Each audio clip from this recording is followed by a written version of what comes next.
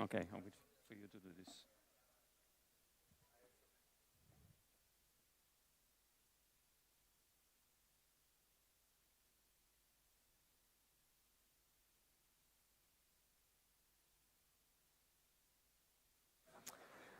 Hello, everybody. Hello again. I think you're getting used to this place. You know, might actually pay the rent to the square and relocate here, right? And say, we've been here quite a long time, since yesterday morning. We have come to the last plenary session. We have a fantastic lineup. And we will have, as we did yesterday, as we did also this morning, a series of keynote speeches. And then with some of the keynote speakers, we will sit here on stage and we will have a conversation.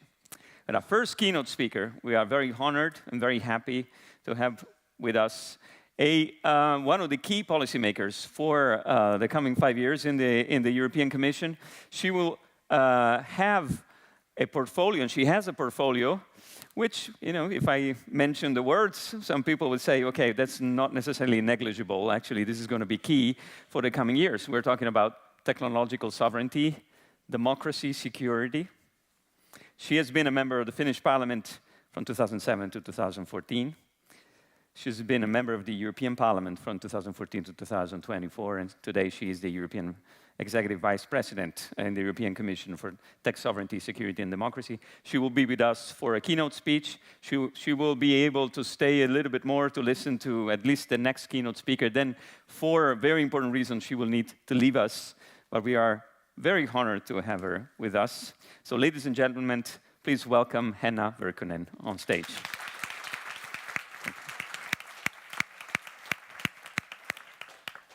Thank you very much, and I'm also very happy to be here. It's a great pleasure, and I would like to thank CEPS for this very important invitation and for this event, because we can see that room is full of people, and it really tells how important it is to have debate, how we are going to have more competitive, resilient, and sovereign Europe.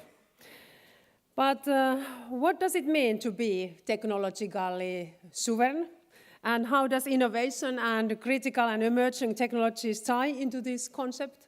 And last but not least, what are our key priorities and actions to ensure that we are in the forefront when it comes to critical technology development, deployment, and uptake? Today, I would like to share my views about these topics. I must say also that when it comes to technological sovereignty, security, and democracy, we are living such a very critical moment of history in these topics. Today, technology is, on one hand, an enabler for our well-being, security, and democracy, and on the other, a key factor for competitiveness and growth. And nowadays, we can also see how much technology, security, and democracy, how they are interlinked. And also how our democracy is very much under attack also, and often technologies are also used for that. So at this very moment, the quest for the EU to become technological sovereign is real. In the digital age, technology has clearly taken a central role in what it means to be sovereign. The current geopolitical context is defined by several security risks. We have full-scale war on our borders, but also we are facing hybrid risks, including also cybersecurity challenges and attacks from malicious actors, as well as attempts to manipulate information and influence the public democratic debate. In this context, I see EU tech sovereignty as our ability to independently develop, deploy, and regulate key technologies and digital infrastructure, ensuring that our interests, values, and security are protected. To do so, we need to promote innovation made in the EU, reduce dependencies on non-EU technologies and suppliers, and enhance the EU competitiveness on the global markets. We still import way too many technologies, while other regions, including US and China, are investing heavily in cutting-edge technologies, in particular in AI. Just to give you an example, in the last 10 years, Europe's share in the world's digital technologies market dropped from 22% to 18%. so the direction is not a good one, while our digital sector has become increasingly dependent on foreign technologies. The recent global developments are serving as yet another wake-up call that we have to take very seriously. Europe must develop and maintain strong capacities in the frontier technologies that will represent the next big areas of competition. These include, in particular, AI, advanced semiconductors, quantum technologies, supercomputing, cloud and edge computing, as well as cybersecurity.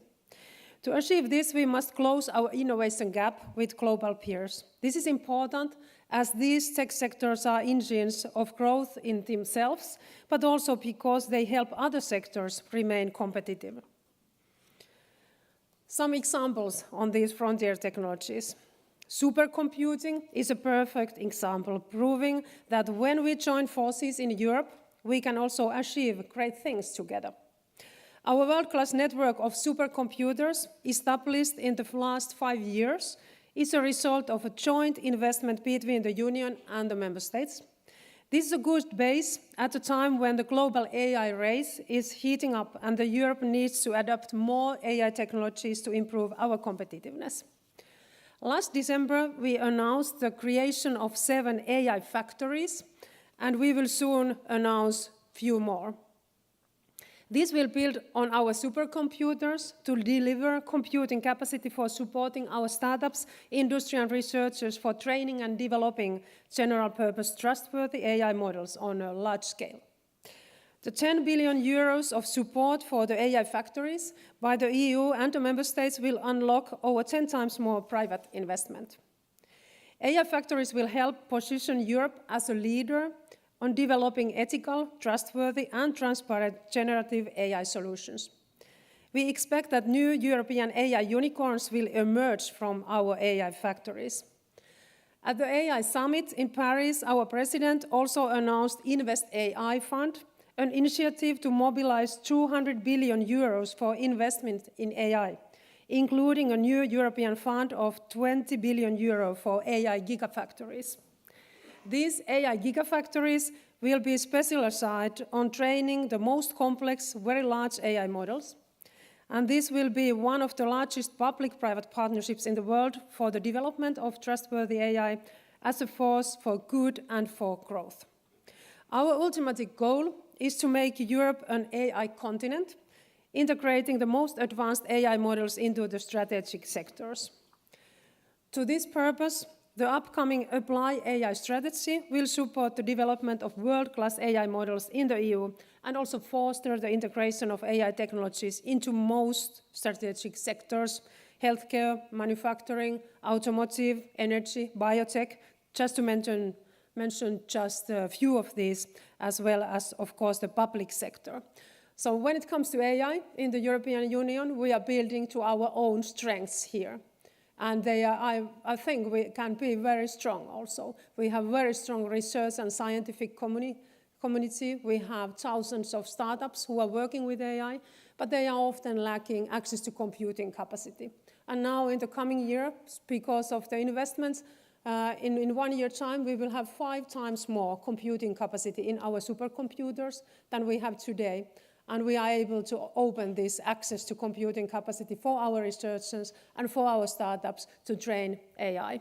And I think we can be very successful, especially when we are then bringing together our industries, our public sector with the AI developers, and we are applying AI in our industries and public sectors and in our services.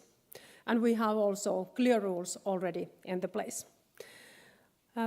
Another critical topic to where we will focus in the coming months is semiconductors, because we know that chips and semiconductors, they are very much precondition for any other technologies. The EU Chips Act has already started delivering its results. It has already mobilized 85 billion euros of private and public funding to increase Europe's security of supply in semiconductors. In addition, it supports also research and development for building pilot manufacturing and design facilities that would help grow the semiconductor ecosystem and also prepare for the next generation of production facilities in the European Union.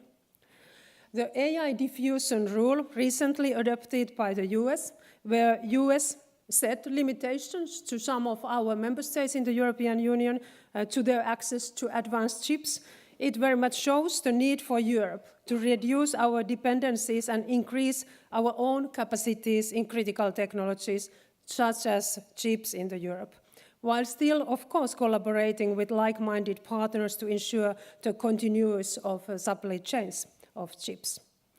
While working full speed on the implementation of the CHIPS Act, we are already discussing with the research and technology organizations, industry players, and the member states about the next CHIPS Act to further boost our competitiveness in this very key technology. And third, very important frontier technology to where we will focus together with AI, with semiconductors, is on quantum. Because we see that quantum is the next big thing, and this is an area where Europe is not lagging behind. Together with AI, quantum has potential to transform many different sectors, from healthcare to energy, manufacturing, and digital encryption systems underpinning today's security and defense communications. Our ambition in quantum is very big. We want Europe to become the quantum valley of the world, building on the very strong research and innovation potential we have here. In quantum, we are not only funding research, but we are also embarking on major cross-border infrastructure initiatives like EuroQCAI, which supports the deployment of secure communication networks across Europe, both on Earth and also in space. We are now also investing in the development of quantum chips and technologies, laying the groundwork for pilot lines and long-term strategy to maintain our competitive advantage also in this field. However, compared to our competitors, our industrial quantum ecosystem is based on promising but economically fragile quantum startups. They need also access to substantial investments to prevent economic and strategic lag. So again, when we speak about quantum, we have very strong research and scientific community and also many very promising startups working in this area. And now we have to make sure that we give all our support for them, and we are really pooling also our expertise in this area in the European Union. This is why we are creating lead market opportunities for our startups by investing in EuroQCAI, or by pursuing them quantum computers and linking them to our supercomputers for creating first large industrial and also scientific use cases for them. Our startups will also benefit from a forthcoming quantum strategy and quantum act, which are going to be presented in the course of this year. They will build on the existing CHIPS Act to address regulatory fragmentation, align EU and national programs, support investments in pan-European quantum computing, communication and sensing infrastructures, and also attracting talent and build skills on our industry needs. So, dear audience, we have a very bold agenda and very evident challenges also ahead of us. You may also wonder how we are going to release these ambitions. Well, the competitiveness compass, our strategic agenda for the next 5 years, shows us very much the way. I'm sure that many of you are familiar with the competitiveness compass, what was published about 1 month ago from the Commission side. But there is really 5 main horizontal actions we are taking to make sure that we are competitive in the future. First is innovation-friendly regulatory framework. So we are very committed to cut bureaucracy and red tape, reporting obligations, and all extra administrative burden we have for our industry as an SMEs. We are very committed to cut this away to make sure that we have regulation that encourages innovations and investments. We are also very committed to remove the barriers of our markets to create one single market to European Union. It would be very important for our digital companies, of course, for all industries and SMEs, but especially for those who are working on the field of technology and digitalization. Third is really the access to finance Though our startups are often lagging behind very much if we are comparing the USA markets, and that's why it's very important for us when we are creating single market that we are also creating one capital markets union, and we will also propose our savings and investments union strategy very soon. And the fourth part, what is very important when it comes to technologies and our competitiveness, is access to talented workforce. So we have to invest to skills of people, we have to invest to education and research, but also European Union has to be an attractive place for talented people all over the world to come to Europe and work and start their businesses here. And fifth part, when it comes to competitiveness, is that we have to work very closely together with the member states, because it's not only the European Commission and European Union level who is making the decisions. It's important that we have also similar approach with our member states, that they are also doing their everything to boost the competitiveness, to encourage innovations and investment, to attract talented people, and make sure that we have finance also for our very promising businesses and companies. So, dear audience, this is not also like a field where we have some alternatives, because I think that we have no alternative.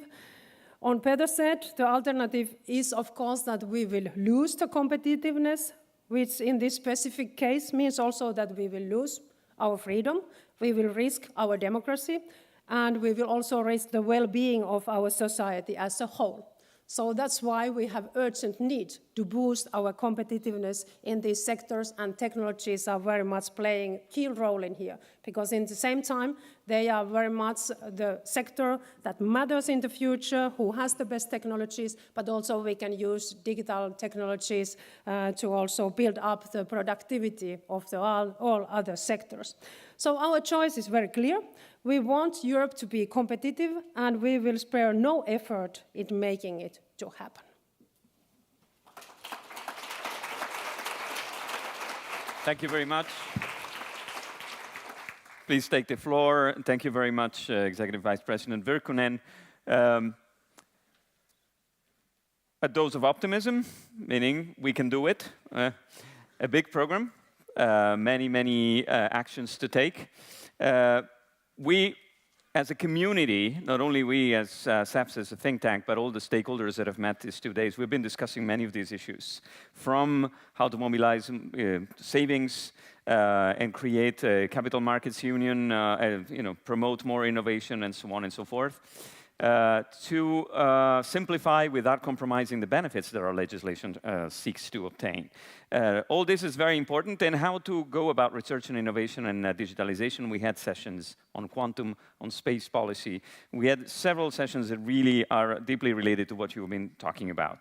I also want to mention how important is the detail of the actual story behind making the EU an AI continent, or Europe an AI continent. First of all, Europe and not the EU, because from the data that we observe every day, perhaps the EU cannot do without the UK, and perhaps even without Ukraine when it comes to AI capabilities, skills, and dynamism.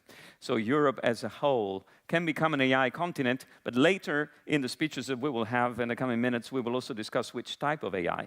And since from the Draghi report we get, among the many other inputs, we have the suggestions of deepening AI in industrial verticals, right? And which is actually what the EU can do and what it can prove, and the potential added value of AI to competitiveness and security. What we find is perhaps the AI solutions that we're looking for are not necessarily always generative AI, but also the other types of AI that Europe has been cherishing over the years in its scientific community, and perhaps it would be well positioned to further nurture going forward. So we stand ready to help, because we all are rolling up virtually for now, maybe at the end also practically our sleeves, because we feel urgency and a sense of emergency. And everybody I've been talking to these 2 days, we want to act and help EU institutions get these done fast, because we think being fast, I'll repeat that when I call Eva on stage later, being fast, of course, sometimes means cutting corners. In this case, we need to be fast and good. And so we need everybody. And even in the private sector, business sector, the a tendency to speak also in the more general interest. I think I've seen it much more in the last 48 hours than in the past 20 years of working in Brussels. So now that said, I want to call our next speaker so that you also get the chance to listen to her. She is the president of the European Research Council now, but she is a scientist, she is a biologist, and she is a powerful speaker. And we just finished battling a little bit on the structure of the next FP10 in one of the sessions upstairs. I want to call you on stage, Maria Leptin. You will tell us something about one of the commitments of the von der Leyen Commission, to some extent, which is how do we place research and innovation at the core of the action of the European Union. Maria, it's a pleasure, as always, to have you with us. And thanks a lot. The floor is yours. Thank you. Thank you for having me here. Thank you, Andrea, and Commissioner Virkkunen, friends, colleagues. As we hear, AI is evolving at an extraordinary pace, and as Andrea just said, Europe faces tough choices, and they get tougher, it seems, by the day.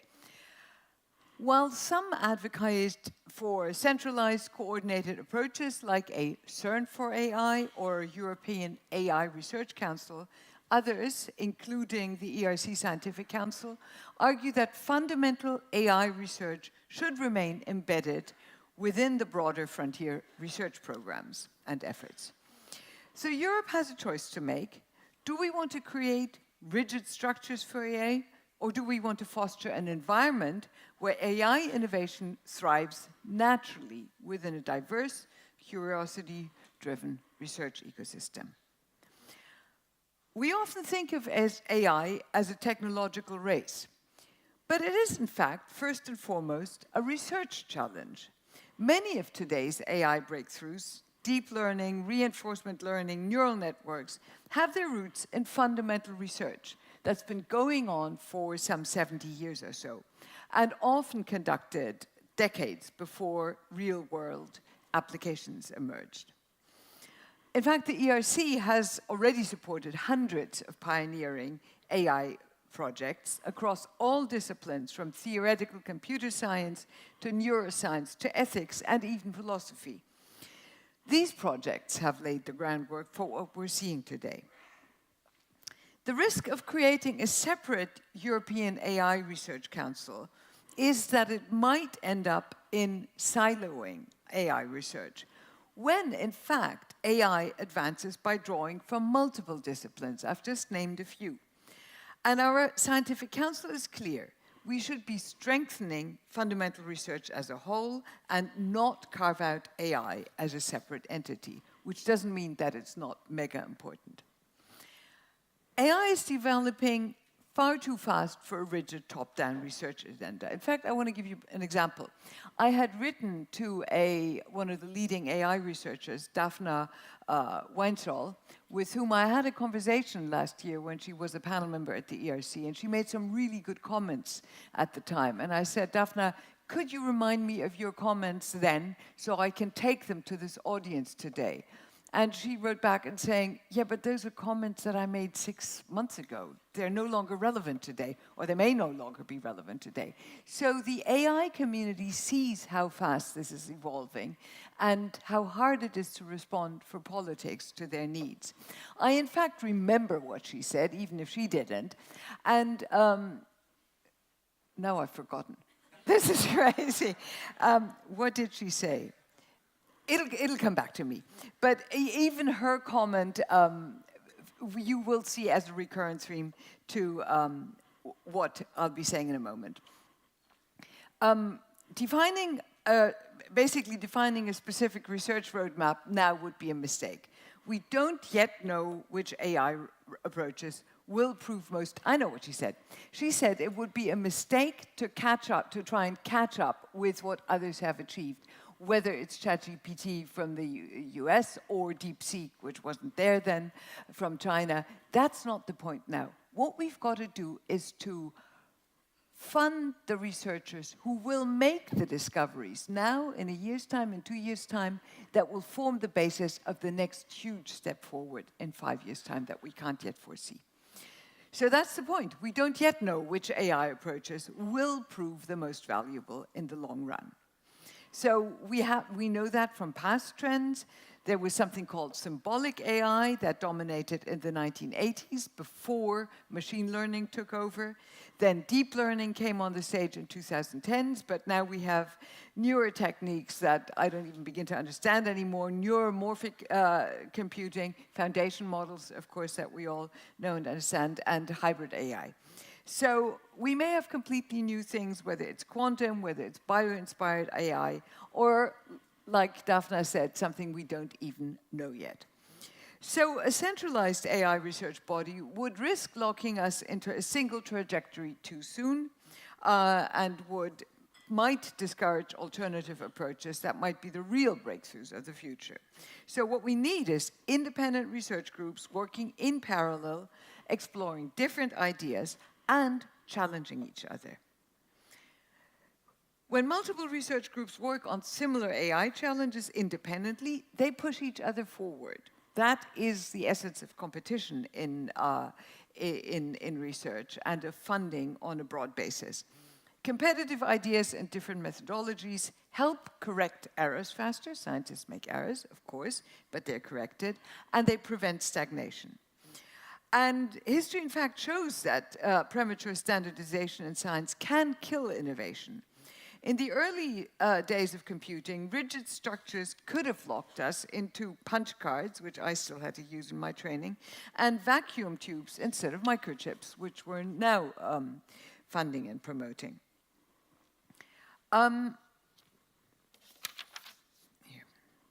So we don't want to commit to any one approach too early, only to realize a decade later that we backed the wrong horse.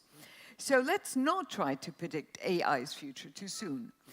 Instead, let's fund diverse, curiosity-driven research that allows scientists to discover, challenge, and refine ideas without any artificial constraints. One of the risks of a highly coordinated AI research is that can lead to inefficient and politically driven structures. Instead of forcing a coordinated approach, Europe should focus on what already works, strengthening funding for fundamental research that contributes to AI, ensuring European AI research remains open, competitive, and interdisciplinary, and investing in infrastructure like computing power that all researchers across Europe can use without dictating their research directions. And there, of course, it was extremely reassuring to hear what Commissioner Virkkunen has already done and is telling us will continue to be expanded even more in the future. We in Europe have a strong ethical and regulatory framework, which is great, but we have to be careful not to over-regulate the research itself. AI is still in a phase of discovery, and excessive restrictions or premature rules could discourage researchers from working in Europe. So we should ensure freedom for AI researchers to explore bold and unconventional ideas. We should avoid too tight regulatory frameworks that limit fundamental AI research. And we should support research who tackle AI's long-term challenges, such as Daphne, whom I mentioned earlier. Challenges such as interpretability, bias, energy efficiency, through open-ended funding rather than predefined missions. Interestingly, finding out how AI actually works is one of the big, important open questions. Nobody understands it. So, the 200 billion investment in digital and AI that's been promised, and that is hopefully forthcoming, is a huge opportunity. And we need to be strategic. Instead of centralizing AI research under a new institution, that funding will hopefully be used to boost frontier research as provided through ERC grants, for example, so that AI scientists can pursue high-risk and potentially high-reward ideas. Build world-class infrastructure.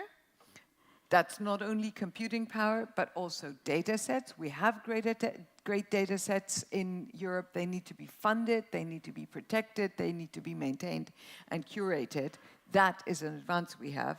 And AI test beds that are all accessible to all our researchers.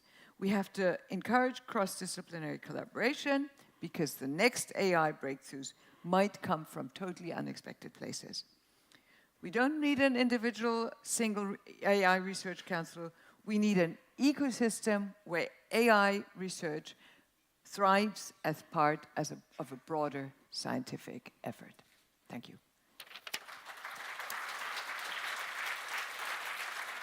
Maria, please, can I ask you to sit already on stage, Maria, as we gradually form? Thank you very much for this speech and to express a very strong opinion also on what should be done about AI and with AI in the future. I'm sure there will be questions because this is something that has been already proposed by the Commission in the form of a CERN for AI, but it doesn't necessarily have the same governance, architecture, and structure of CERN. And I know you've been involved since the early days in the European Molecular Biology Organization, right? That has a, maybe I will ask you something about this later, if you think that could be an interesting, let's say, example or blueprint for the future CERN for AI. Maybe later I can also ask you whether you would, I think I know what your answer is, but whether you would give a separate Nobel Prize to scientists, to computer scientists that apply AI to scientific questions, rather than giving Nobel Prizes to AI scientists that solve natural science related questions. But yeah, we can enter into a conversation there. It's time to move to our next speaker. Our next speaker, good friend of us at CEPS. She's been with us many times. We bombard her with invitations because we like her very much. Eva Meidel has been a member of the European Parliament and has been a rapporteur for many of the key initiatives that the European Commission is still working on in terms of implementation or working on the next ones, like the second CHIPS Act, right? So you've been working on the CHIPS Act, you've been working on the AI Act as rapporteur, you've been working on many other dossiers. I remember writing a report somehow for you in IMCO many years ago on fake news, among other things. So, you know, working on many issues, very often revolving around digital, not exclusively, but very often really promoting the cause of European competitiveness and innovation from a variety of angles. So this is your moment, and we will ask you for sure what the European Parliament and you in European Parliament plan to do in order to help the EU be agile, fast, and effective in achieving its mission. Ladies and gentlemen, again, welcome Eva Meidel on stage.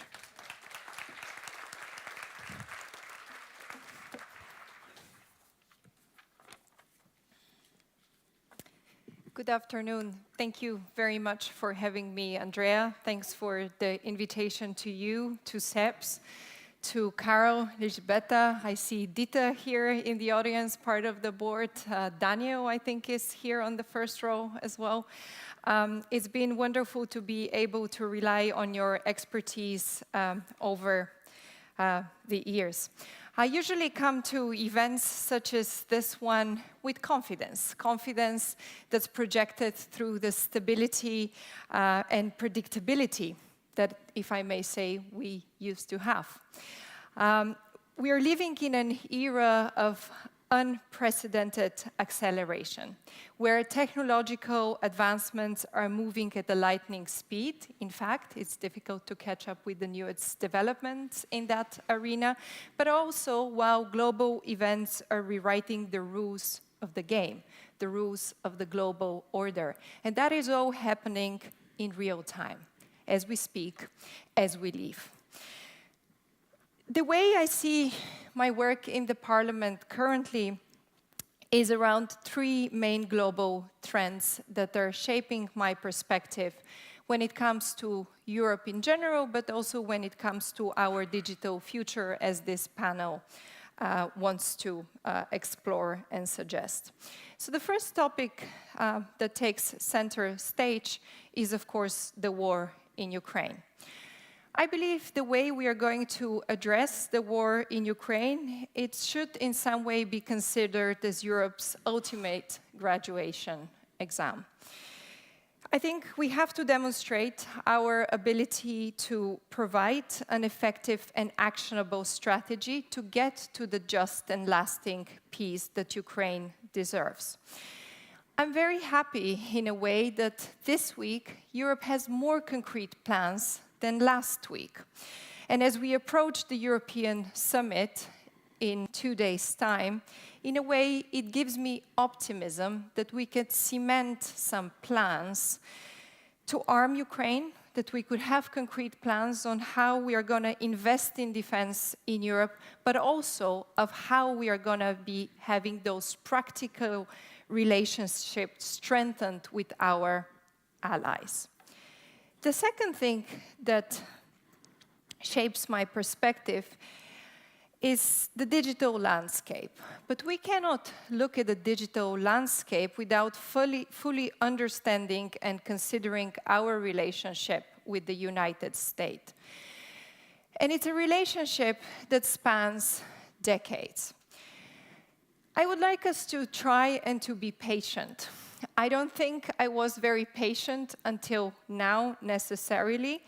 But instead of assuming the worst, I think patience is needed today more than in the past 2 months.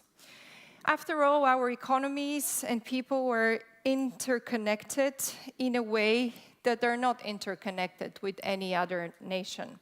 And that requires us to find crafty solutions that work for both sides of the Atlantic. I think if our approach is centered on cooperation and fairness rather than harming others, it's the right approach, and we are committed to those collaborative mindset. But in the same time, I think we are also showing that we are prepared to adapt to any new situation that may arise. Thirdly, I think speaking of these two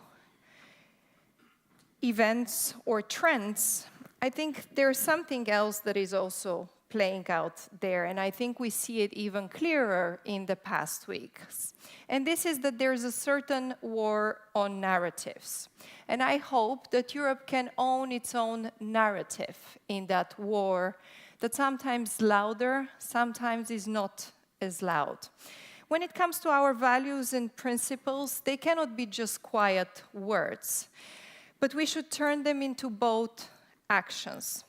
Articulating the reasoning behind our actions or behind our policies has to be clearly communicated. Because I hope that no one in Brussels is just legislating to create more red tape. However, I think for the past couple of months and maybe even few years, it has become difficult for the machinery to make it easier, to make it simpler and more straightforward for companies to do business in Europe. And that, I think, clearly has to change. And I think it has been understood. And there is a certain amount of self-awareness. But I think we can only win that narrative if we demonstrate our strengths with conviction and clarity in the same time. And when it comes to our digital future, I think our first strength lies in our traditional industries. Europe is a global leader in the automotive sector, aeronautics, engineering, chemicals, and a number of other sectors. We excel when it comes to manufacturing exports. More than 37% of the global exports are owned to Europe. So the theory and practice say that the real winners of innovation and modernization are the adopters. If we look at who invented in the past, Britain developed many of those industrial technologies, but countries like Germany and the United States were those that adopted and scaled them effectively. They became the industrial powerhouses. Currently, we have only 13% of European businesses that are applying AI in their operations. I believe our focus could lie in equipping the other 87% of traditional businesses, from manufacturing to agriculture, to learn how to apply and use those technological advancements. Another strength, I believe, lies into those innovative ideas. We can call them European startups. Hopefully, more of them would become also scale-ups. It's about how do we ensure that the ideas become services, products, how those innovations contribute to the modernization of the traditional industry. And currently we see a disconnect. Startups may develop solutions, but they're not systematically integrated into the established industrial sectors. And without this connection, without finding the productivity and competitiveness, the gains would remain limited, and startups can stagnate, startups grow. So I hope that we could have startups to be connected both to capital and purpose, and we can help them develop and scale. Thirdly and lastly, I think our biggest strength lies in our values. The global tech conversation is shaped by those who speak the loudest in Europe. But I believe Europe must communicate its trends with confidence. Why do we regulate in a certain way in Europe? I don't think it's because of imposing fines, nor because of the desire to favor certain companies on others. It's because we are striving to build an ethical and safe technologies. It's because we want to make sure that the ultimate goal and approach for Europe is the safety of our citizens. Safety creates trust. Trust then makes it possible to use the technology. If these are some of the principles we can think and work on, there's many others, as we've heard from the previous speakers. But maybe I would like to end on a note that's different to my interventions over the past 2 months. It was a lot on the gloomy side. It was a lot on the need for us to be active. I attended a number of events, from the annual economic forum in Davos to the Munich Security Conference. We all noticed the scenes at the Oval Office last week as well. But it will be important to give confidence to Europe, I believe, today more than ever. It cannot be just those that speak louder, but it can be those that have a crafty plan. So I very much hope that we will come with a well-thought plan, not just for Europe's digital future, but for Europe's future as a whole. A plan that plays to our strengths, a plan that trumps those voices that are louder, and a plan that shows that, yes, Europe can protect, but Europe can lead as well. Thank you.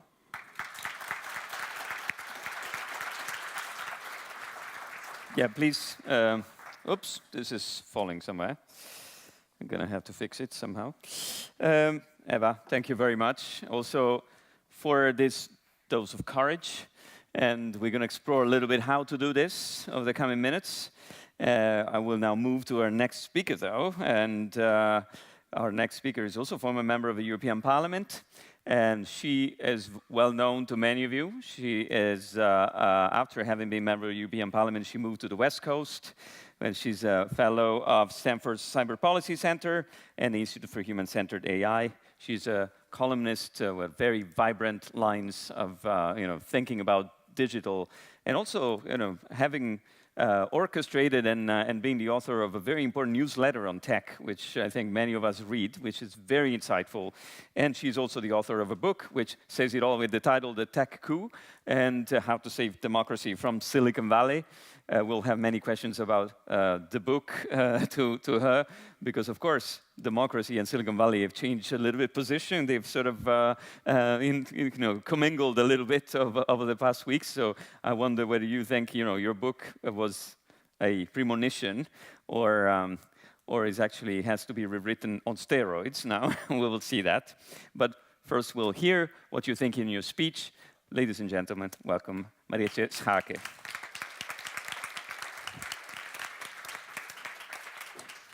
Good afternoon, everybody.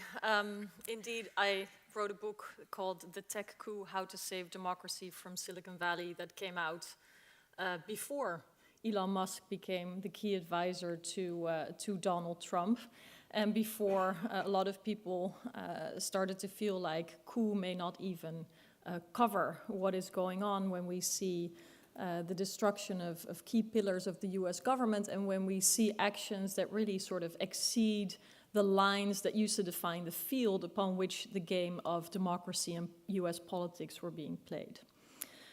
But I don't want to make this my therapy session about, you know, what it's like to deal with this, although I think by now we all need a therapy session. I just want to look and get a sense of how you're feeling, and see hands of how many of you feel very worried about what you see is going on coming out of Washington. That's right.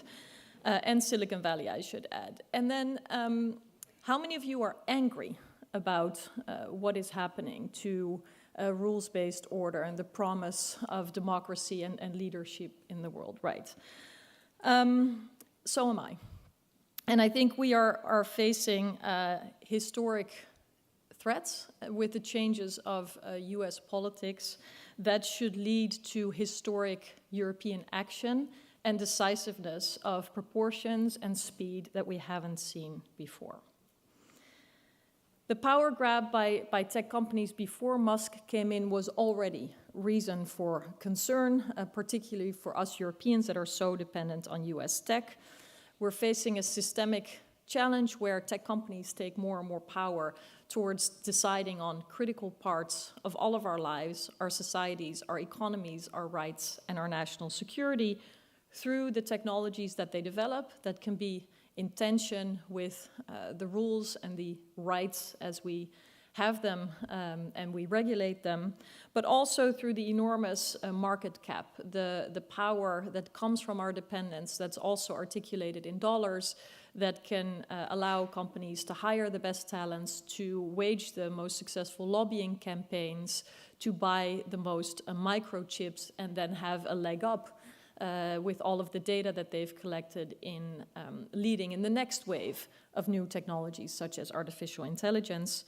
But we also see that tech companies are moving into the domains that used to be the exclusive responsibility of states. I'm thinking about developing critical infrastructure. I'm thinking about gathering intelligence, and there is more. The moment that we face now, though, a combined gradual growth of our dependence on US tech companies at the moment where the United States, under the leadership of Donald Trump, is choosing to move rapidly from an ally to an adversary, means that all of that dependence and all of that power of US tech companies can and will be weaponized against European interests. Some of the companies that are involved are sort of volunteering to step in line with the new administration. I'm thinking about X, of course, and the whole suite of companies that Musk has under his wings, including Starlink. But we also heard leaders of Meta sort of cheering on a trade war, saying that if the company feels that it's unfairly treated by having a fine in a competition case imposed upon them, that they will not hesitate and run into the arms of the US president. And of course, we've all seen what I still think is quite shocking, a line of CEOs behind the president when he was inaugurated.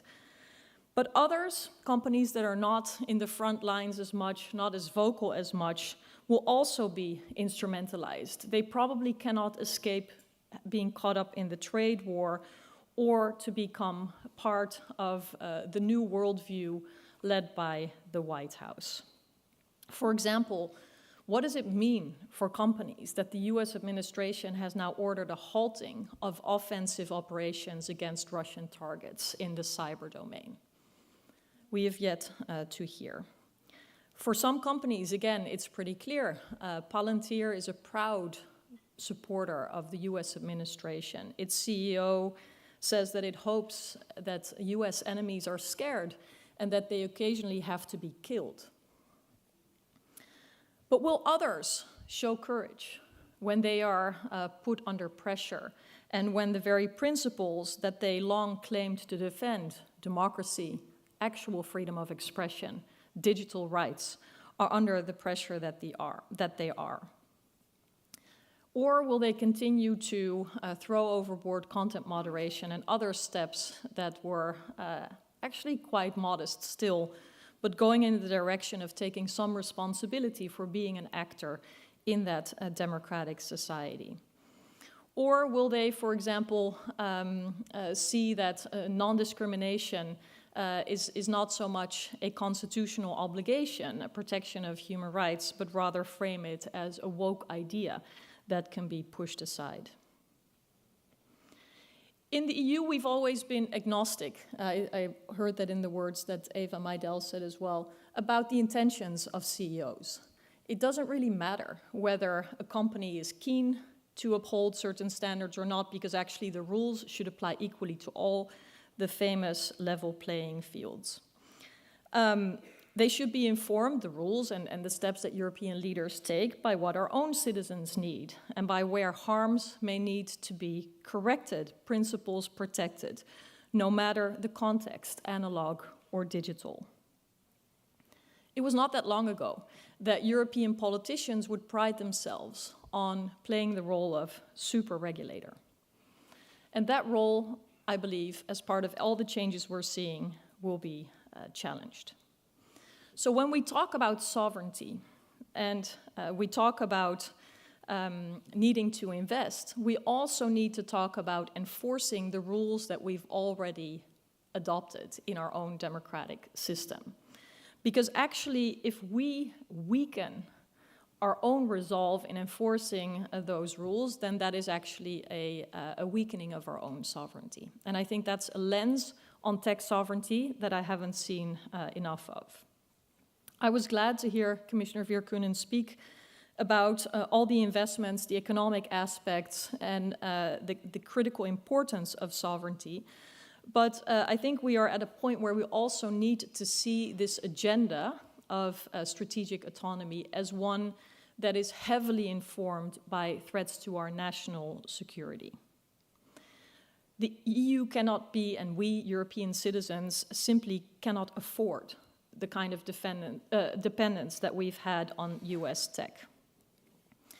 And because it is a national security matter now, and frankly, I wish it wasn't, and I think we all wish it wasn't, we will need to see exceptional measures invoked with regard to procurement that would actually potentially break open contracts, prioritize European players. We will need to see exceptional investments, exceptional political leadership, and exceptional cooperation in the EU, but also with our partners around the world.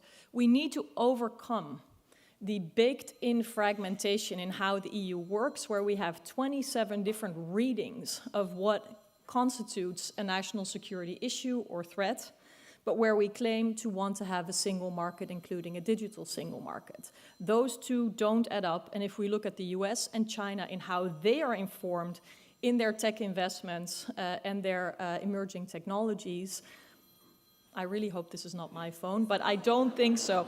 Okay, okay. We will just wait until it's over.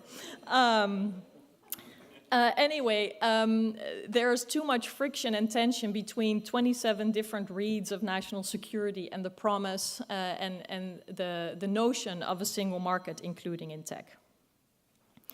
But let us, beyond overcoming all the hurdles that we can, Eva spoke about unnecessary red tape, of course, by all means, let's get rid of it.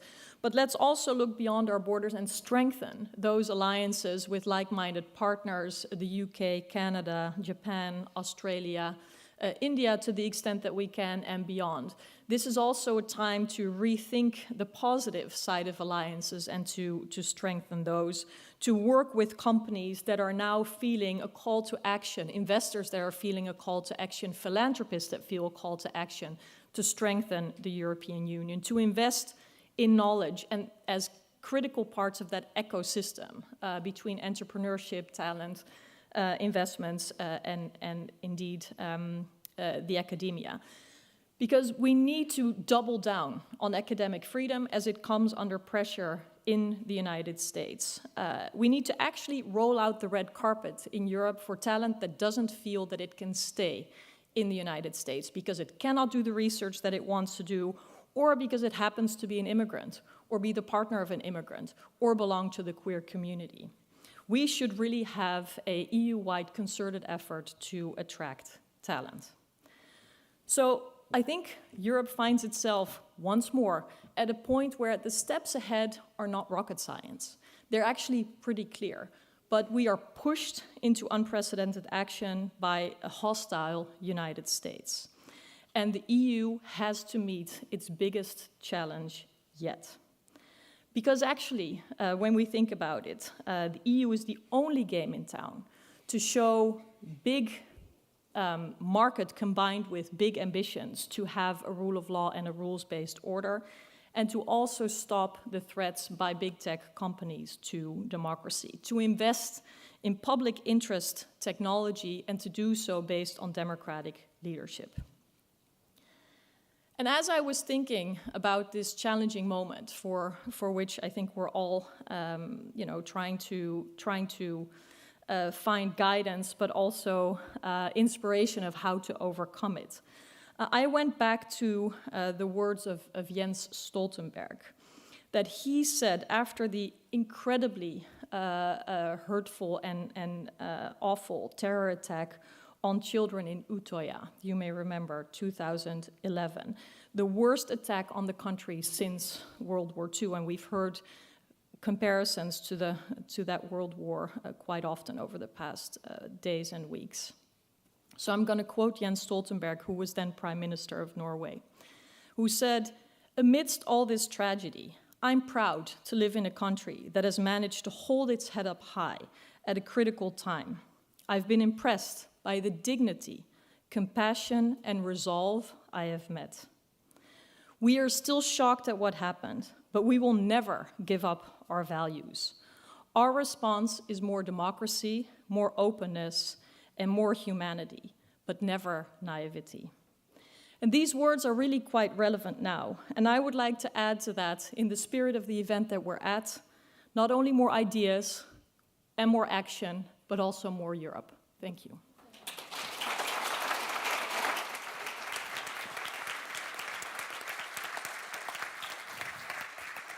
Thank you very much, Mariette.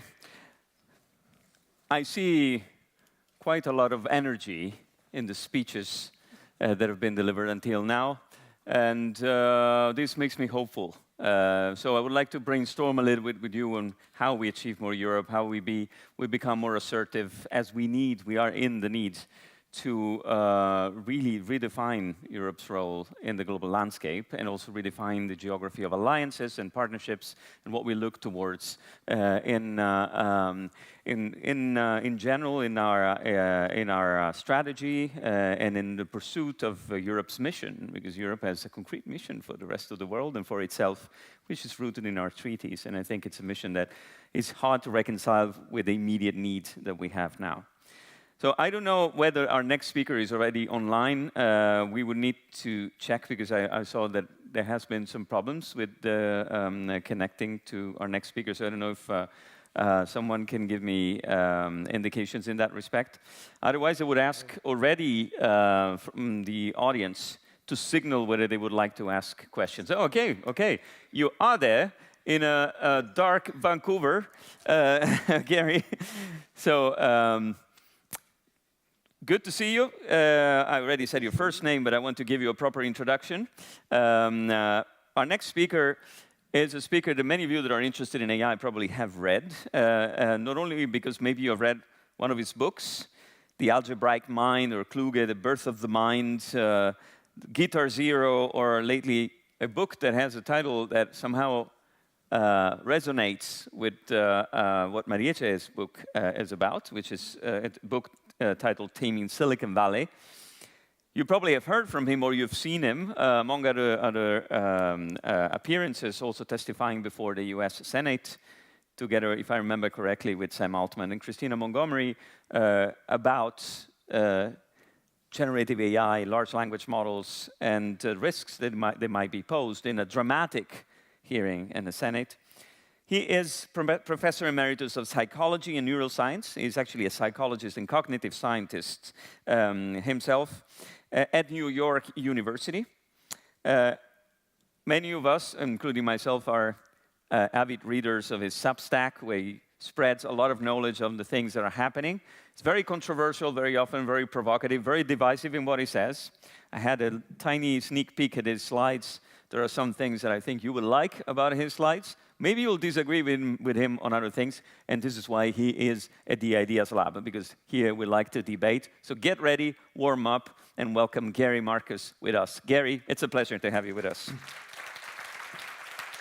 Thank you very much for having me. You can hear me okay? Yes, volume can be slightly higher probably, but I asked here, but we hear you very well.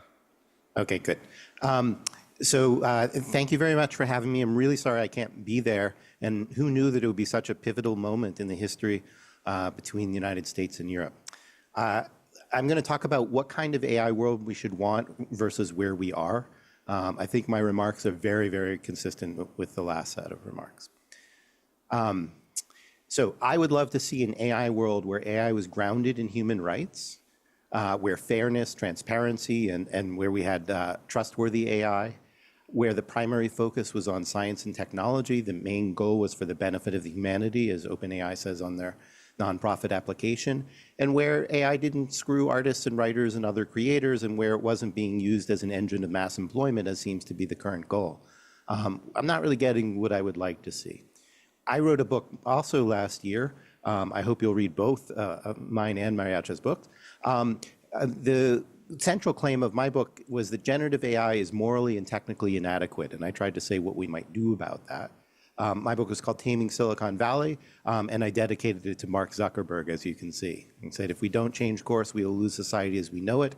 And I had his famous quote, move fast and break things, and I warned that that's exactly what was happening. I argued that there were 4 problems. In case you don't get to read the book, at least you could know the central premise. The first was that the particular form of AI technology that everybody is focusing on right now, generative AI, is deeply flawed. I won't read all of this right now. The second was that the companies that are building AI right now talk a good game about responsible AI, but their words don't match their actions.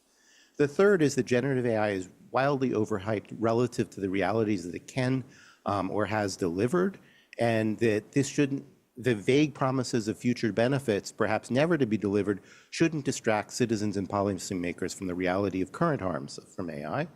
And finally, I said, and I have the same need for therapy as Mariacha, I said, we are headed towards a kind of AI oligarchy with way too much power, a frightening echo of what had happened with social media. And of course, that's gotten worse.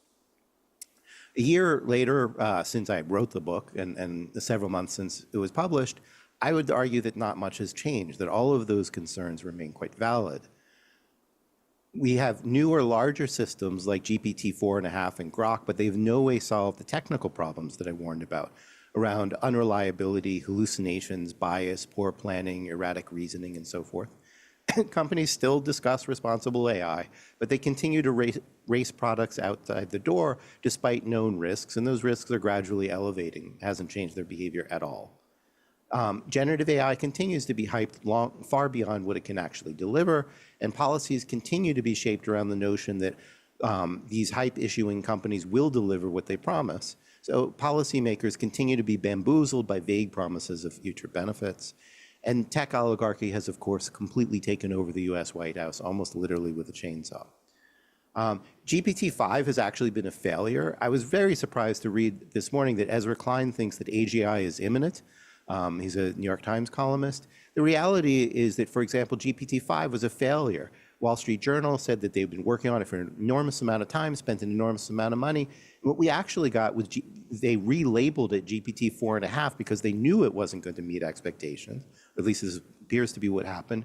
And GPT-4.5 itself has been not that great. It's gotten mixed reviews. It costs 30 times as much money, and it's not that much better. So I had warned for quite some time that the notion of scaling would reach a kind of wall eventually. It seems like it actually has. We can talk about that in the discussion period. But I think we need to realize that the failure of GPT-5 should actually be a prominent data point in the scientific analysis of what's going on.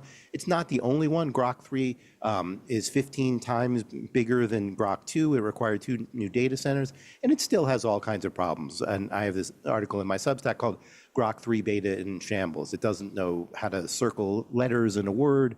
I tried to do variations on common themes we've seen before.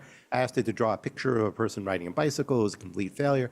And then I used its technique called deep search, which is like OpenAI's deep research.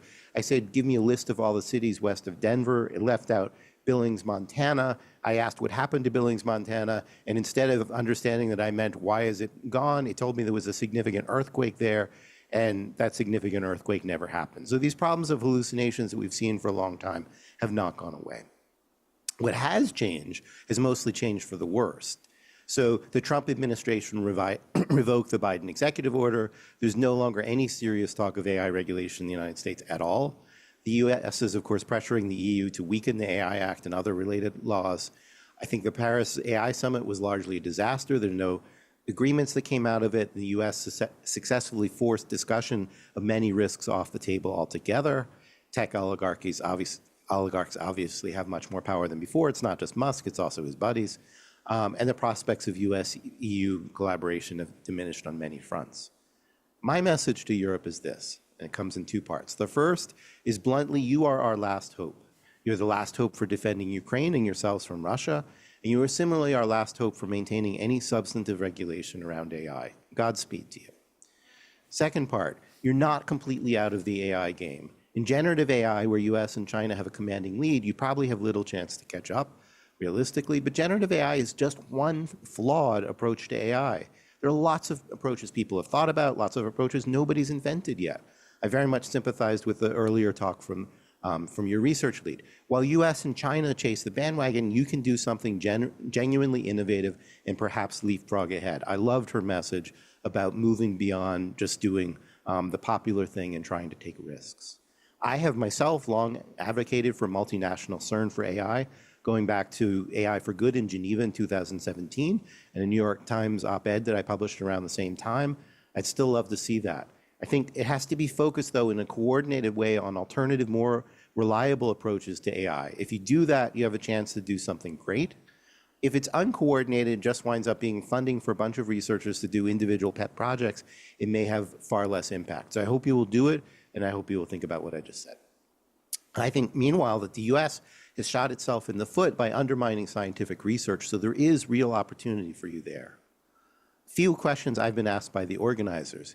Do you believe current approaches to foundation AI models are likely to be sufficient to achieve trustworthy AI solutions in science, robotics, and public services? In a word, no. Foundation models are inherently untrustworthy because they are opaque black boxes with very little prior knowledge. The best AI for science is not wedded to the chatbot, large language model, general AI doctrine that's so popular. For example, AlphaFold is very different from a standard chatbot. It's a hybrid neurosymbolic model. It has some elements of generative AI and some that are not. It has been thoughtfully and narrowly engineered to a specific problem, 3D protein folding, with a great deal of prior knowledge instead of just learning everything from data. This has been the more productive path. Again, I hope you'll take note of that. Throwing foundation models at everything willy-nilly is likely to yield a lot of what I call 80-20 systems. They get 80% of the problems right, but they make serious errors in some other part of the time. And they get a kind of looks good to me response. So for example, when I asked Grok to give me all the cities west of Denver, most of it looked good. Probably people would think that that report was fine. It's only when you look at the details that you see there are problems. Throwing all the money at foundation models, as the US has done, distracts from broader and more transformative innovation. How is the international AI race going, I was asked. If everything I've argued is wrong, and pure scaling of large language models plus something called inference time compute turns out to be the right answer, nobody will win the AI race because everybody is operating from exactly the same playbook. And so innovations are easily replicated in matters of weeks or months. The notion that the US will win the race, get an insuperable advantage over China is absurd, and vice versa. China might be expecting that, they're not going to get that. However, if GPT-5, which I said is an apparently failed attempt at GPT-5, 4.5 is a failed attempt at 5, is any guide, projects like Stargate may be a massive waste of money. That's a $500 billion investment in large language models. They won't yield AGI if I'm correct, and if LLMs are the way to go, there'll never be any moat because everybody can do the same thing, so there'll be massive price wars, which we're already starting to see, and profits will be relatively meager. So it's going to be a massive waste of money. And note that Microsoft, which can read the writing on the wall, has actually already bailed out on 2 large data center leases. However, if large language models are only part of the answer, which is what I've always argued, then the AGI race may actually be relatively open. That's, again, a chance for Europe possibly to win. What do you think of open source? It's a mixed bag. Open weight models, which is most of what we see, are not actually open source. They're not giving you the source code. They're not giving the data that things are trained on. So calling it open source when it isn't really open source that you can change anything on and look at all of the component parts, it's mostly just marketing right now. However, future models may be genuinely dangerous. They may, for example, give a lot of instructions about how to build nuclear weapons and so forth, and bad actors will try to exploit them for money and power. They're already trying to exploit the limited models that we have now, and they're doing so to some degree successfully. And of course, international collaboration as a whole has taken a hit under Trump and may take further hits, so international governance is likely to be weak, which will blunt responses to errant or abused AI, creating openings for bad actors.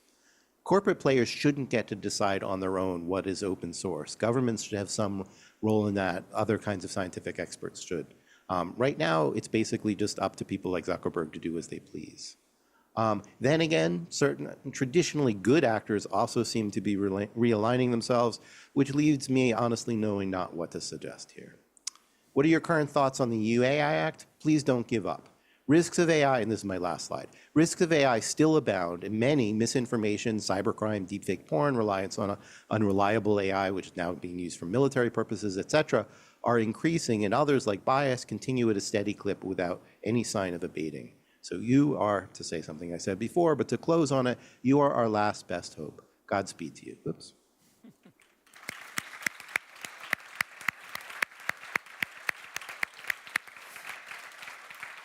Thank you. Thank you so much, Gary. I think it's pretty clear what the message from Gary is. I think there is also quite a lot of alignment on what we've heard.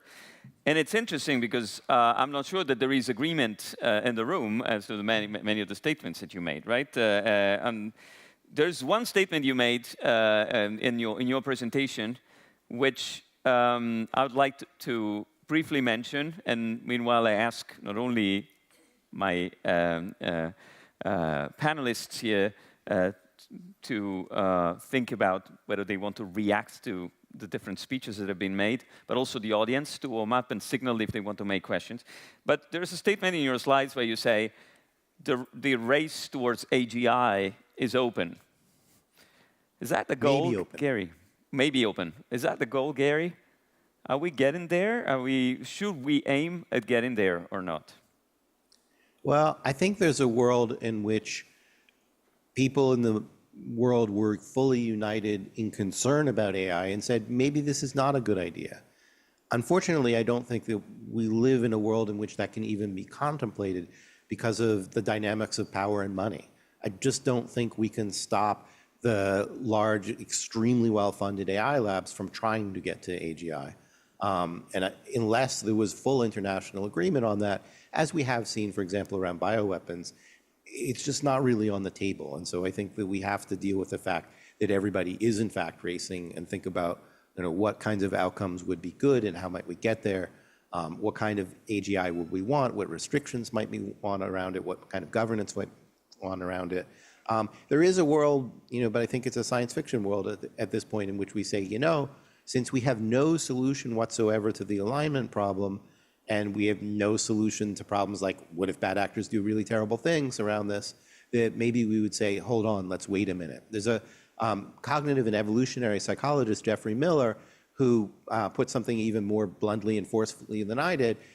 He said, well, maybe we should just wait 2 or 3 centuries until we figure out solutions to the alignment problem and hold off until then. And I don't think what he said is totally crazy. And I don't just think in terms of science fiction scenarios of what if the machines take over the world. I think more personally in terms of what if bad actors really exploit these things to do really bad things, what will we do about it? But on either front, you could say, we don't really know how to make sure that these machines do things consistent with human values.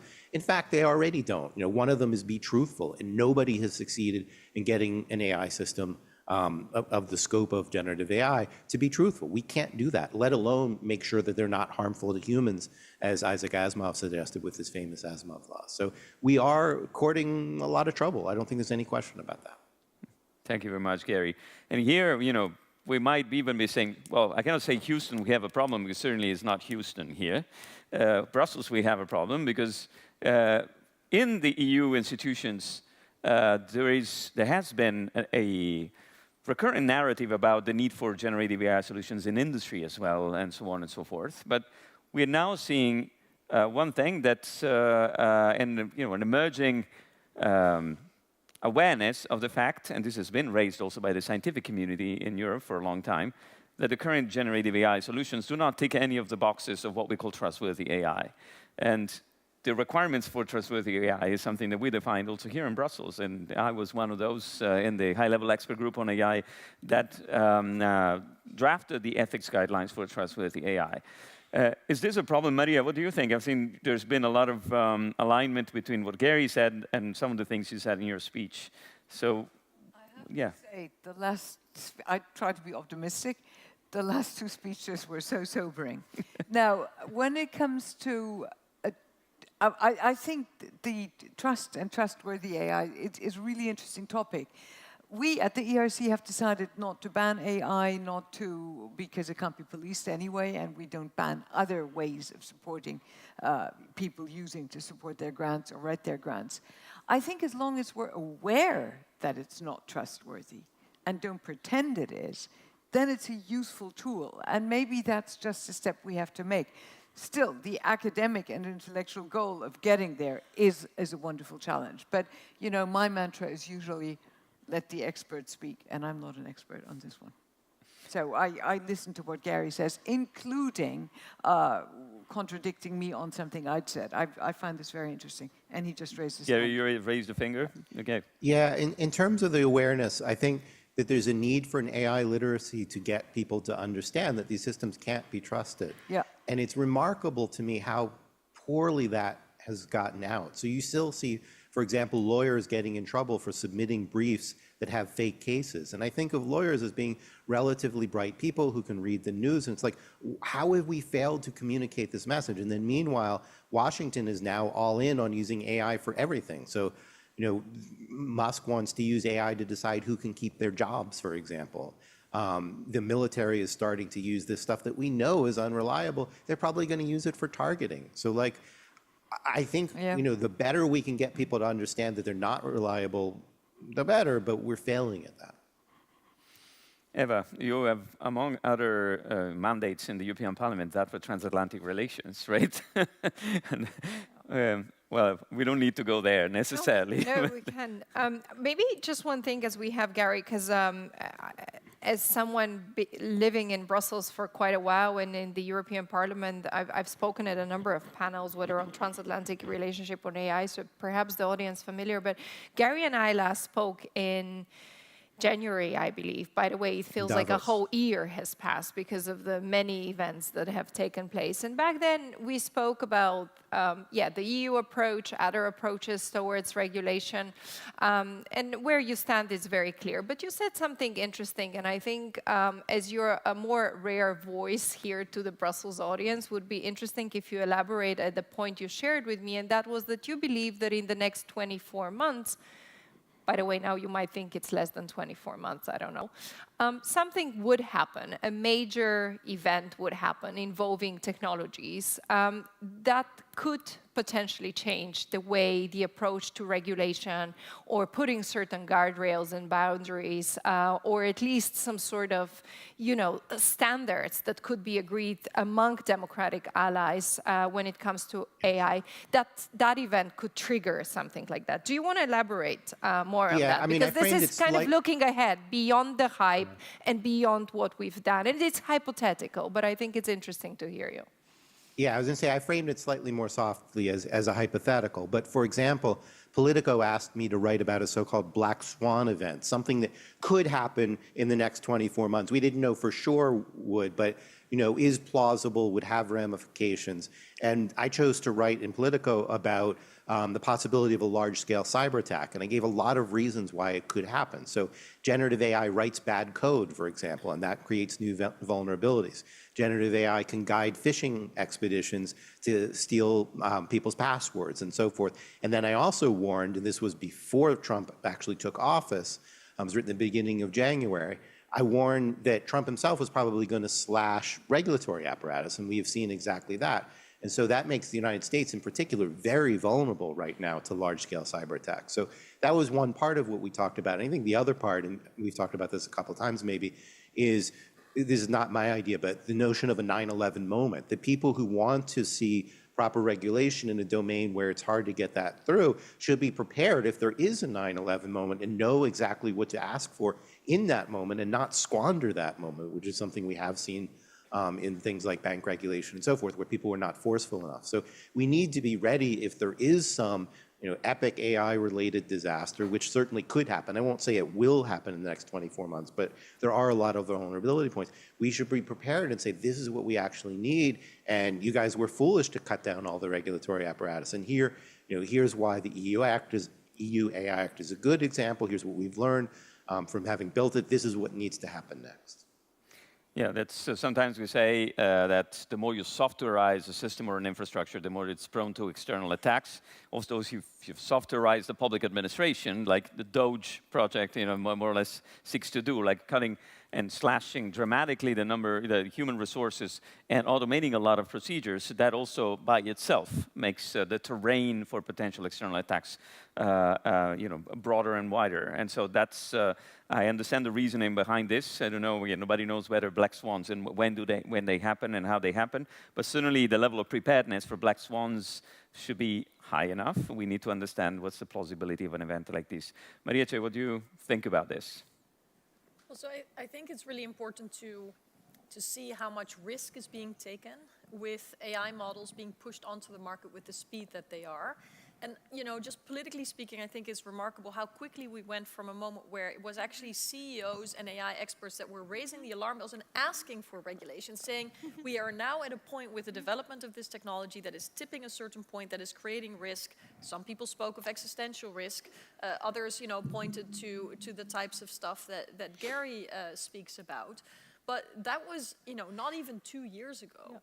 Yeah. And the US took the lead on, after the UK, but I mean, it was like they were announcing their AI safety institutes on the same day, ironically. And now we've seen the AI summit where the UK and the US wouldn't sign up to a joint declaration because, a word like sustainability was in there or something. And so what I think we will see, and it's not the type of experiment that I enjoy, but I think it's playing out in real time in front of us, is that we're going to see America, unregulated, heavy investment in the rapid adoption, of course, companies feeling very excited, including by infrastructure investments, pushing out these newer versions, not necessarily better, but newer, with yet unknown flaws, because even the most experienced AI experts say that there are unpredictable impacts of the latest or of every latest model. So nobody really knows what to expect. And I think, unfortunately, those are aspects, the unpredictability, the ever-changing nature, the highly individualized experiences of users that the AI Act also doesn't tackle. So we will see a European experience that will be different, presuming that AI companies will actually adhere to the European rules, presuming that the European rules will actually survive this political moment, because Gary, thank you for saying hold on as EU regulators, because it's not a given that they will. But if we will see implementation of the AI Act and the course that the US has taken, then we can also begin to see the impact of regulation in terms of mitigating risk, and of course draw lessons from that. So hopefully we will actually learn that those rules will materially improve the experiences of people and will guide the way towards how we can actually ensure that there's trust, that harms, flaws, unintended consequences, lessons learned in the public interest, not just for private shareholder benefits, can can guide our further actions. So I think we're at an interesting tipping point there too between US and EU approaches. Yeah, thank you, Marije. It's going to be a long journey on the implementation of the AI Act, I guess, and Eva knows that very well because you were, among the ones that penned, the last version. But then the AI Act requires a lot to be implemented, and also the rules that apply to general-purpose AI systems at the moment are being discussed under the framework of the Code of Practice, a code of practice that is being drafted by an expert group that more or less is made of 1,000 people, so it's not very easy as a process, and it evolves. Drafted by 12 people. Yeah, no, it's been drafted by much less people. So it's not hundreds of people that are pen of course, but you have to collect. It's called expert group. Yeah. So you play a role in there. We also recently had an event on this. So how do you see this happening? Do you think this will then morph into harder rules, or you think that the code of practice, this sort of state of co-regulatory, let's say, rather agile way of monitoring AI systems will become the way in which the EU regulates general-purpose AI systems, or there will be more hard law coming in? Well, I think for the moment we have to make sure that the code works and that we stay the course, that we're not too distracted by pressures, which will undoubtedly increase, both from providers and from politicians. And we already saw, for example, the pulling of the AI liability directive, whether that was in the hopes of sending a sort of white flag to Washington or whether it was genuinely because there were concerns about the law, but the timing was interesting, to put it mildly. And so I think it's too early to say, but my gut feeling is that there will not be a hardening of many enforcements and regulatory steps, even though I think it's well merited. But I just think that the sound bites that I'm hearing also from the European Commission about needing to deregulate, cutting red tape, and the timing at which it comes is a signal that we're going to see a lowering of ambitions, unfortunately, but that's where I think we are, and that's also why I wanted to underline in my introductory remarks that this is not just a matter of implementation, it's also a matter of sovereignty. Because if you have a democratic process that adopts a law and then you're going to say, but we're actually not going to implement it, that's not helpful. I have sensed a similar thing myself as an observer, the potential for under-implementation rather than big announcements. So as the inputs we get also from Gary and from you, I think, goes in the direction of not doubling down, but really staying the course on implementing the AI Act. Eva, what do you think? I started my initial intervention by saying that I would walk into the conference room with confidence because of the prospects of, the institutions knowing what we are doing, what's next, what's the timeline. And nowadays, it feels that there's way more insecurity in the way we craft plans. Often pushed by panic, and I think this is never a good place to take decisions. So I'll go back to the confidence point that I reiterated, and I would very much like us to have a plan very similar to the first slide of Gary. It might look differently because it's from an institution's perspective, but if we are to answer what do we actually want to achieve when it comes to emerging technologies, and in this case particularly AI, if we can have that one slide with 3 or 5 bullets, very short and very clear, then we will stay the course. But if we are constantly unclear on what's the course and what's the ultimate goal that we are trying to achieve, because it somehow currently feels that if we protect our citizens less, but we invest more, it's the right decision, then that's changing the course to a certain extent. If anything, where I stood 3 years ago or so when we started work, it was always the case that I believed that we needed to invest, but we also needed to protect.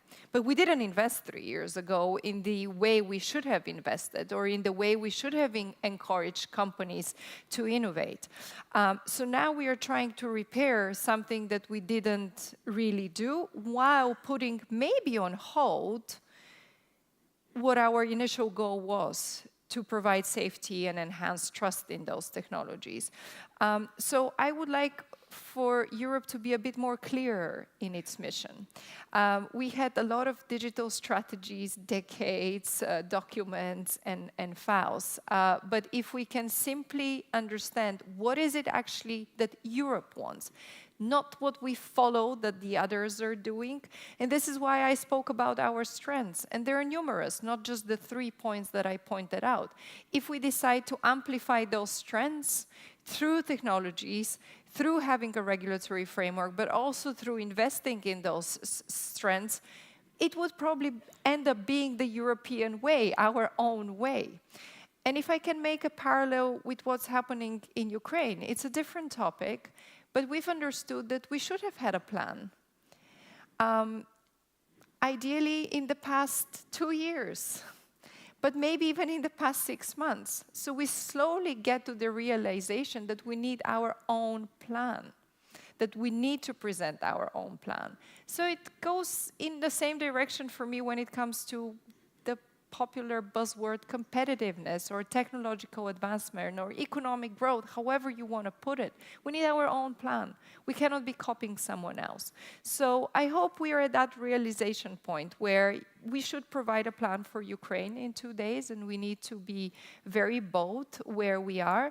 But we should also be guided in our other aspirations by our own strengths. And I very much hope, and I wish well to the Commission that that is possible, and we'll support it if such plan occurs.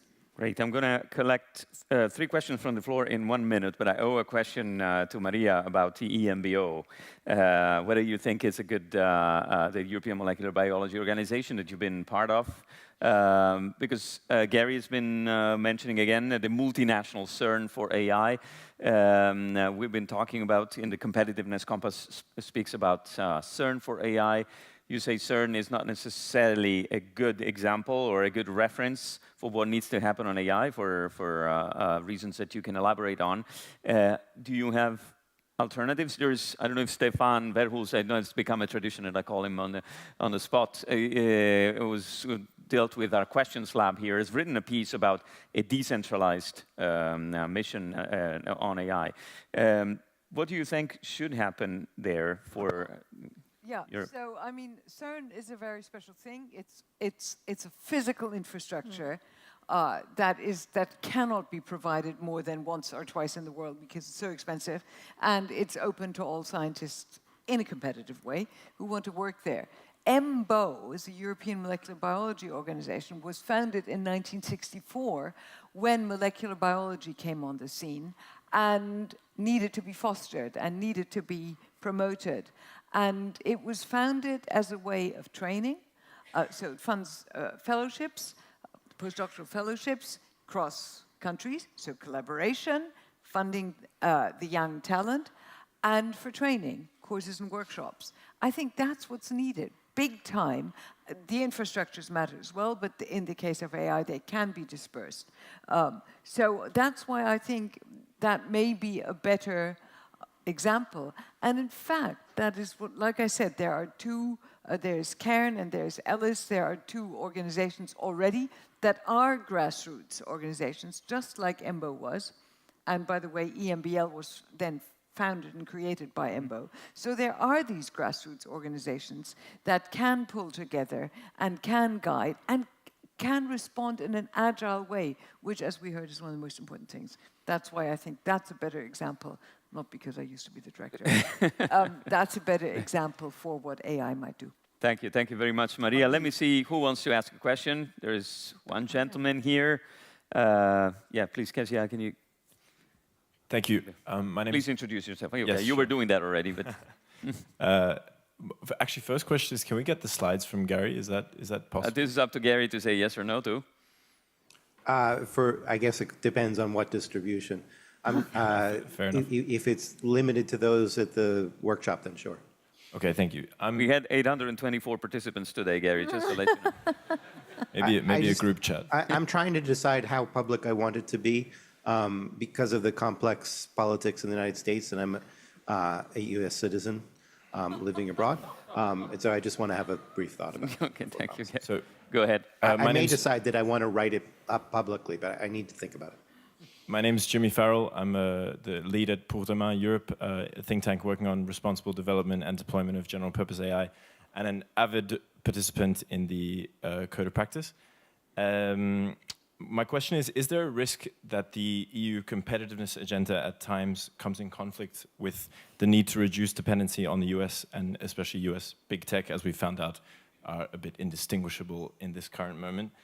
Or can AI regulation in the EU be an example to not compromise on these two goals and ensure proportionality for European downstream deployers, whilst also ensuring robust guardrails on the upstream US incumbents to make sure we maintain our tech sovereignty? Thank you very much. Jimmy, let me see if there are other questions from the floor at this stage. If not, I will ask our panelists to... oh, there's one over there, sorry. Over there, very bottom, yeah. Thanks. Sorry, I was at the very back of the room. Megan Richards, I want to ask a question that relates to the tech industry in general, not AI specifically. And that is, we've seen this extraordinary situation in the United States with all sorts of usual norms, standards, practices completely thrown out, thrown upside down. And the tech companies, which have a big hold also in Europe, as you know, some of them following along, not all. Do you think that it's potentially possible that they could also follow in the private sector and do such damage in Europe as well? In terms of taking data or stopping access or limiting use of their facilities. Just a hypothetical, of course. Okay, getting even more serious here. So Jimmy and Megan have asked questions. Who wants to take Jimmy's question on the floor? Eva, you want to go ahead? Briefly, it's a very complex question. But I think if I listen to what the European Commission is saying, according to the Commission, it seems that competitiveness and sovereignty is possible and is doable, and they have a plan. And so this is why, I mean, these are all very, very complex endeavors that we are undertaking, shifting the strategy to a certain extent. But as I said, I don't want us to do this from a panic perspective. I don't want to do this from a follower's perspective. It seems like, according to the Commission, there is a plan. I have certain arguments on why the plan, I think, should look differently, and I've mentioned some of them today. So this is why, yes, I hope they will show the necessary leadership to execute parts of that plan, because it's very ambitious and very difficult. But there's one thing, and I think we in this bubble don't understand, and maybe some of you will disagree to a certain extent, because of course I agree that we need more Europe, and I'm a convinced European, but I think right now there's so much expectation towards Europe on so many fronts that I think it's a bit unrealistic for the European institutions to deliver. Perhaps for the coalition of the willing, yes, but I think it's just too much expectation at the moment. So this is why what I would like to see from the Commission and from the institution is to prioritize. Prioritize what are the absolutely most important, 5 things that needs to get done this year, and get them done. Because there's way too many topics that we've talked for the past 10 years, and we haven't accomplished, whether they're on the competitiveness agenda or in the sovereignty agenda. So I think when we speak about action, just make sure that some things can be prioritized. Yeah. I'll stop you there, Eva. Maria, you seem to disagree. No, I'm going to have to ask you to be super short because we are wrapping up in 2 minutes, so I will ask for a very quick... Only thing I will say is I agree, one shouldn't do things in panic, but it's good to have pressure. So finally, maybe Europe can pull together, and we can forget our differences, or between European countries quibbling. Really no time for that. So let's use the pressure and move. I have a good slogan for this: move fast and fix things. Marietje, can we do that? Well, I mean, I don't disagree broadly with what Eva says, but I think the momentum we're seeing is a cheering on of taking leadership and action. And it's not so much what I hope will be perceived as pressure to pile on more, but rather to say, if not now, then when. Yeah, absolutely. And that's also how I see it. I'm going to address Megan's question. The answer is yes. Everything can, and I fear will be weaponized. And at least we need to make sure that we're not unnecessarily vulnerable. We are now, and so we need to take steps to limit our exposure as soon as we possibly can. Thank you very much, I'll Maria. just add Gary, I will ask you for a final statement, and then we wrap up. Yes. I was just going to add on that one very briefly. OpenAI can't get GPT-5 to work, but it has your data. Its biggest asset is surveillance. It's all the private data that people have put in there, and you need to be worried about that and what subsequent data you're going to put in. They've hired Nakasone from the NSA and so forth. I think that we should expect them to become more of a surveillance company. You should think about that. All right, on that positive note, Gary, you have a great start of your day, and I want to thank you and Maria and Eva and Maria for a wonderful discussion. Thank you very much. I'm going to stay on stage, but I'm going to ask you to take a seat because we're wrapping up the whole event, and thank you very much. And so I will call on stage the other Andrea B. This is where it all started. So at some point, we have to close the loop. So here she is. She's still alive. And we're going to very quickly wrap up the event. So just bear with us for a few minutes. And Andrea, what do you think? How do you feel? Very tired. But overall, really good. Just very tired, I'm going to be honest. One thing we've discovered, perhaps one of the only strategies that we've discovered in this conference is that while we are accusing the US of potentially fragmenting and dividing Europe, one of the counter strategies that we have is that I saw that, for example, Gary is in New York and I was connecting from Vancouver. We might actually try to fragment in the US and single out the blue states and see which ones we can cooperate with, or the red states are not too bad, let's say, not too extreme. And perhaps it's a counter strategy that we've discovered. But I think for me, I've learned a lot throughout these 2 days. I want to thank everybody. I think it's been a wonderful experience, and I hope you've had a good time. A good time. We have so many people to thank for this. One person I want to thank before we go into the, thanking people from CEPS, which are the ones that have made all this happen. It is John Zeisman, who was the one that has been speaking at a few conferences, a few sessions here in the conference, but also he brought us Gary Marcus and Laura Tyson, so he's been contributing massively, and David Zilberman as well, so he's been massively contributing by helping us connect into some of the people we really wanted to have for this event. So thank you, John.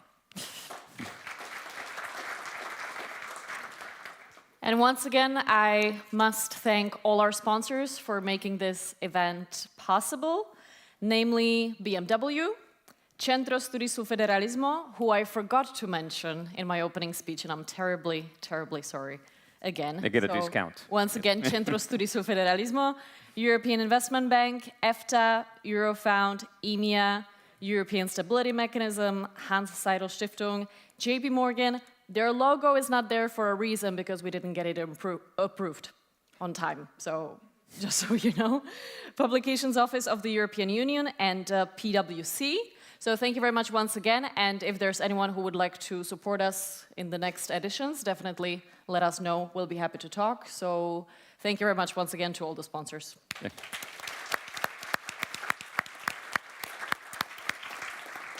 And also, there are a lot of people in the background. So you saw a lot of people on the front sides, our amazing research colleagues who moderated the sessions, facilitated discussions, took notes in the sessions, and just overall were engaging in networking sessions with you as well.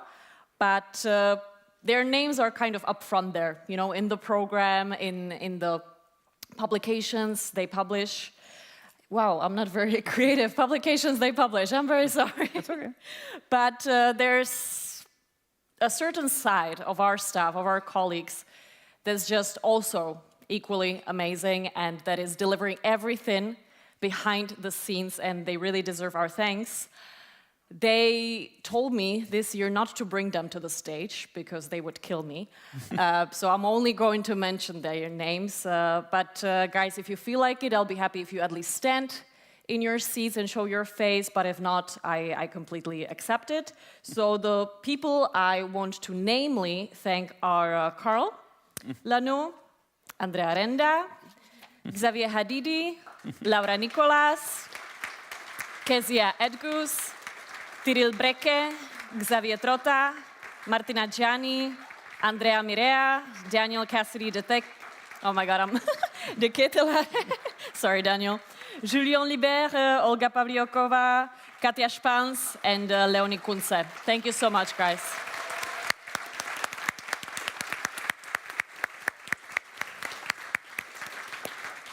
So we call Carol on stage for a final act. I want to thank everybody again. Carol, your final thoughts?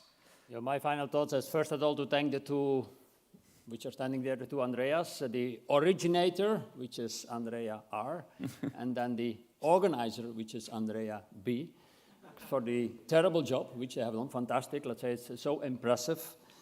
I mean, Andrea just said we had 824 participants. I mean, over the 2 days, not over the 2 days. Last year we had 672, so registered participants. You can imagine what a job it is. Of course, you can think like Andrea R to be the originator to think about this, but then the logistics of something like this is enormous.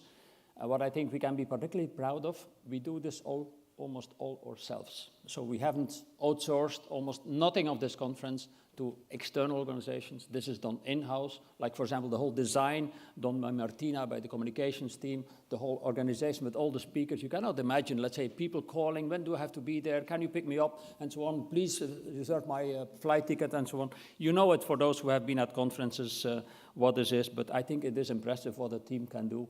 And yeah, that's what you see. You, basically all the participants benefit from the fruits of their work, and that is, I think, great. So to probably end on, on a more serious note, let's say we started with very serious notes. I remember my colleague Stephen saying in the beginning, yeah, we need to have another Schuman Declaration, or do we have a, like we also say in European terms, an Hamiltonian moments? Do we have this today? I think I run away from this conference, and what I liked a lot from our Andrea R's program, is this positive sense. I mean, and I also felt in this conference, which I liked a lot, I mean, there's a sense of urgency, which we've seen also in the last panel, we've seen it in many of the panels. Look, it's now that we need to do something, and we need to act. Also in our board declaration, which our board chair read when we started, the sense of urgency. Please, Europe, act. We probably talk a bit too much, let's say, but we need to do something. We need to have this quantum step, and that I found extremely, extremely important. Let's say this, but there is overall this positive tone, let's say, that there is an opportunity for Europe, that we can move forward. I mean, I remember Gary, what he said in this last, in his video conference, which I found fascinating, but also he said, Europe is our last hope. Don't forget, let's say, like in the domain of AI, like Marietje knows very well, you mentioned it in your book, the US has almost no regulation. We're saying we have too much regulation, but sometimes we bash ourselves far too much. We have regulation, and Gary said, no, you're the opportunity. We're not the problem, we are the solution. And I think we often forget this. Let's say we have to think, let's say that Europe, I mean, I think we speak far too much about ourselves in negative terms. We should be speaking about ourselves much more in positive terms of what we can achieve. And I think Europe has done an enormous lot over the last 5 years. I look positively towards the future. I hope, let's say, we can resolve the conflicts, all the problems in which we're involved at this moment. And of course, we know there is a European Council on Thursday, the 6th of March. I hope, let's say, we will make a further step forward, because we need to act now, as I said. Just some brief things, let's say, what will happen next. Of course, 2 days is extremely brief as compared to the preparation which we had, which is months, even 1 year. It's almost 1 year in advance, let's say, that we start preparing for the next event. So this is extremely compressed in 2 days, and it's over, from my perspective, extremely rapidly. I mean, 2 days for so much work is extremely short. But on the other hand, we've benefited so much from seeing all these great contacts. And then we see, as a research organization, of course, we're sitting before our screens, we write reports, we write opinions, etc. But it's always extremely good to have this outreach, and that's fantastic that we have so many contacts, we can interact with so many people. You always get ideas by these interactions, and that is also, I think, not only for me, but I think for all our staff, so extremely important that we get from our desks and speak and discuss ideas in public, and also Andreas and Dee to have, for example, these 13 ideas which we had presented yesterday and today, I think is a big effort. Also of very young staff, let's say, which come up and present an idea. I think what a kind of a school it is, let's say, just to go into public policy thinking, why you think this would be a solution for a certain problem. So again, let's say that was fantastic that we can do this. So what's next? Let's say we will have some podcasts, let's say, which were filmed over the last 2 days. We will also have a summary of the presentation, brief summaries, don't expect very long conference reports. But we'd also, look for your input. If you have input ideas, how we take this forward, we always have an in-house evaluation, how to do it next time. This is, as I said, let's say, a tremendous effort, let's say, to put this together. But if you have ideas, if you want to cooperate with us in the future, please do. And with this, let's hope we see you again next year. Thank you very much for your input.